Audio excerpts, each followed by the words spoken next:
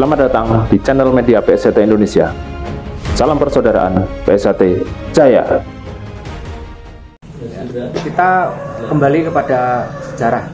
Kita mempelajari sejarah pada masa lalu, pada masa pengabdi di zaman kolonial. Belajar dari guru yang berbeda, dari kultur yang berbeda. Tentu masing-masing saudara seperguruan ini mempunyai kultur yang berbeda pula, ciri khas yang berbeda. Dari satu guru yang sama, murid ini tidak sama. Potensi, bakat, lingkungan yang juga mempengaruhi. Tetapi si guru itu akan mengajarkan sistem atau prinsip yang sama sebagai bekal, sebagai kurikulum atau standar kurikulum. Tetapi di dalam aplikasi secara fisik itu pasti akan berbeda sesuai dengan potensi yang ada pada dirinya. Ketika si murid ini diamanahkan atau direkomendasikan oleh gurunya untuk mempelajari, mendalami pencaksilat yang lain, tentu juga akan menambah khasanah tentang pengetahuan pencaksilat.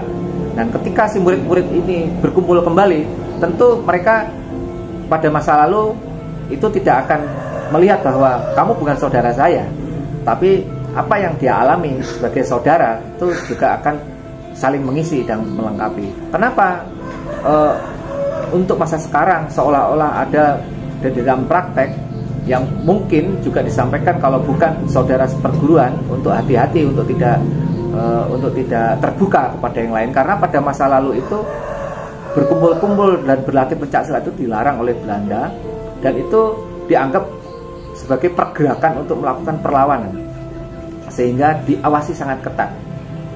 Itu apalagi orang-orang yang mengajarkan adalah orang-orang yang dicurigai untuk melawan. Dan pada masa itu King Abe Suradewira guru-gurunya adalah orang-orang perlawanan.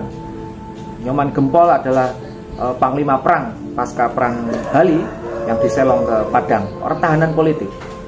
Terus kemudian Datuk Rajo Batu adalah panglima perang, murid-murid para panglima Padri yang kemudian melanjutkan peperangan panglima perang Lubuk Lintah. Dan guru-guru King Abe Suradewira baik itu di Jawa maupun di Sunda adalah para ulama yang bergerak untuk melakukan perlawanan secara tersembunyi. Sementara King Abe Suradewira pada saat itu bekerja sebagai orang Belanda. Tentu di dalam aplikasinya untuk menyelamatkan pada masa itu, menyelamatkan diri pada masa itu tentu tidak secara frontal dilakukan, walaupun dalam prakteknya kemudian ada beberapa saudara yang secara berani terang-terangan juga melakukan perlawanan dan juga melakukan perlawanan di bawah tanah. Itu merupakan strategi. Nah, kembali kepada ajaran tentang hubungan persaudaraan. Ketika si murid ini, saudara seperguruannya ini belajar pada guru yang sama, kemudian mereka belajar pada guru yang berbeda, dan ketika bertemu untuk kemudian sharing sebagai pengetahuan untuk menambah kompetensi dan kekayaan pengetahuannya, tentu tidak mungkin bahwa pada saat itu kamu bukan saudara saya. Pasti juga dia akan memberikan pengalamannya, menyampaikan karena saudara seperguruan. Nah, ketika saya mengalami sendiri datang ke Minangkabau, ketika saya ingin menggali akar ajaran Setia-Hati, tidak hanya di Minangkabau, juga di Jawa Barat, dan kebetulan saya orang Sunda dari Jawa Barat, apa yang saya dapatkan dan yang ada kenyataan pada masa itu, mereka tidak melihat bahwa saya dari persaudaraan Setia-Hati. Oh, kita dari guru yang sama, berarti kamu adalah keluarga kami, walaupun untuk masa itu berbeda. Dan tidak dilakukan penerimaan ulang, karena prosesnya yang dilakukan warisannya sama, sehingga ketika bertemu kita sharing sebagai saudara dan merasa sebagai keluarga yang hilang, yang selama ini ternyata masih ada saudaranya yang lain, yaitu di tempat yang lain, dan dipertemukan di dalam ajaran pencaksilat. Itu sesuatu yang indah di dalam pencaksilat. Nah, tentu di dalam organisasi itu ada kode etik, masing-masing punya aturan tentang kurikulum khasnya masing-masing.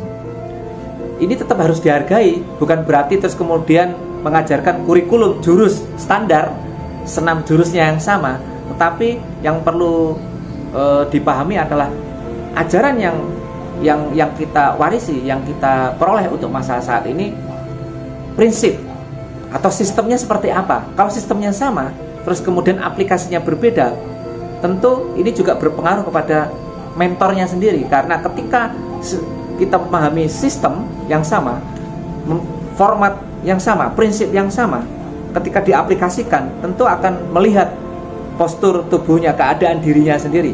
Tidak mungkin akan dipaksakan sesuai dengan senam jurus itu kan hanya panduannya saja, tetapi untuk aplikasi masing-masing tetap berbeda sesuai dengan keadaan dirinya. Saya berharap kepada para saudara generasi saat ini, apalagi persaudaraan Setiahati menganut nilai-nilai persaudaraan dan mempunyai cita-cita memayu hayuning bawana, menciptakan perdamaian dunia. Kita perlu memahami apa warisan-warisan, ajaran-ajaran luhur, apa yang perlu kita sampaikan untuk masa sekarang. Dan masa sekarang tentu berbeda dengan masa lalu, keadaannya berbeda sekali. Dan dengan adanya keterbukaan, dengan kondisi yang saat ini, tentu kita juga perlu beradaptasi, menyesuaikan dengan lingkungannya. Nilai-nilai Setiahati perlu tetap diteruskan dengan keadaan tanpa merubah prinsip, ya, tanpa merubah, beradaptasi dengan lingkungan, dengan zaman dan segala macam.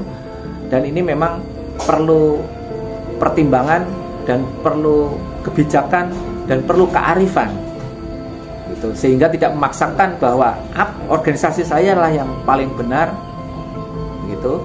Tapi jika dia menganut pelajaran yang sama, walaupun dari keluarga yang berbeda, tetap tentu kita menganggap, tentu kita bahwa itu adalah saudara. Seperti halnya di dalam keluarga kita sendiri ada paman, ada keponakan, ada Pak D, ya, Wak, begitu. Apakah mereka bukan keluarga? Tentu keluarga, walaupun masing-masing mempunyai rumah tangganya sendiri. Kita tidak mencampuri urusan rumah tangga, tapi hubungan kekeluargaan itu akan tetap berjalan. Nah, demikian yang terjadi di dalam keluarga besar Pencaksilat Setiahati.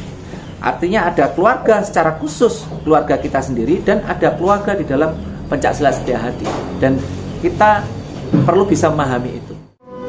Dan mohon maaf jika penjelasan saya mungkin kurang tepat, ya mohon dimaklum sebagai manusia yang mempunyai kekilafan dan kekurangan.